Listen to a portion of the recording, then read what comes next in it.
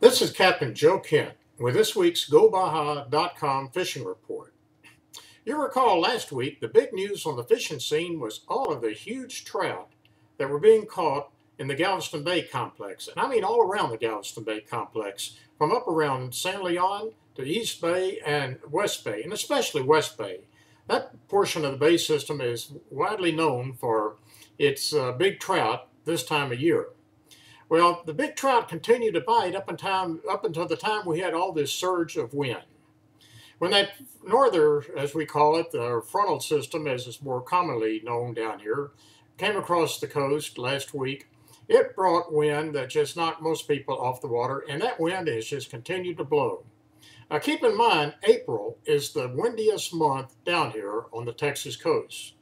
March and May are close behind, but definitely April historically is the windiest month.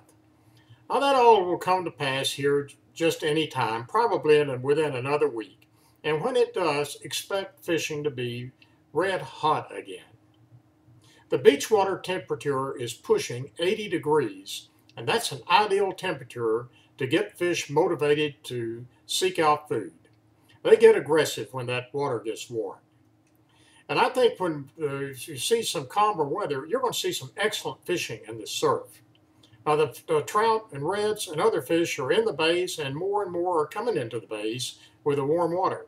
So, as we all say from the Houston area back in the eras of the 1950s, 60s, and early 70s, San Jacinto Day, April 21st, is the day that saltwater fishing season starts in earnest.